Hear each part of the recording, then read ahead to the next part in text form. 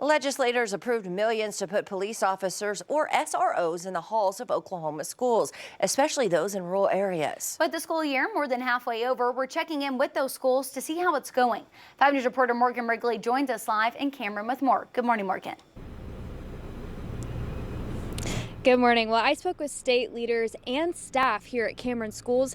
They're in agreement that this program is making a difference for schools across the state. And while this is all part of a 3-year pilot program, Oklahoma lawmakers tell me they don't want it to end there. At the beginning of the school year, each school district in Oklahoma received $94,000 to put towards security measures, including hiring a school resource officer.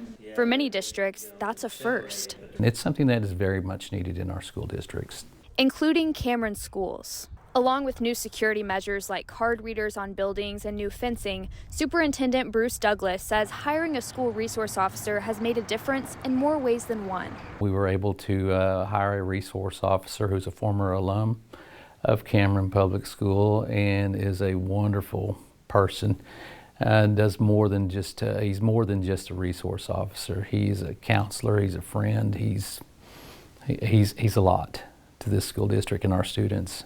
That officer is Hank Miller, who has years of law enforcement experience and now serves as Cameron's SRO, along with being a local pastor. It does take a special type of person to be here for the kids. It's not an aggressive position, it's a mentorship. Bringing a positive influence and a layer of protection for the school. Knowing that he's just a call away, or he's just outside the building, or he's in his vehicle, and we can reach out to him when needed.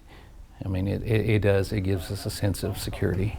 A similar impact can be seen across the state. I think we've increased 272 resource officers across the state. Especially in the rural schools, which State Senator Dwayne Pemberton says was the goal with this program. Most of your bigger school districts like Tulsa, Oklahoma City, Muskogee, Jenks, Moore, and so on and so forth have their own police force.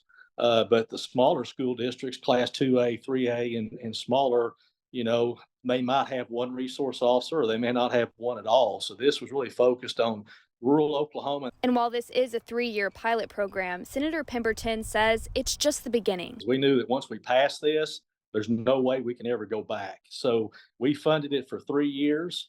And I'm sure at the end of 3 years, we will do funding for another 3 years and another 3 years. You can never tell a school district or a community that you're going to take the resource officer away. So we know it's basically a reoccurring revenue for us.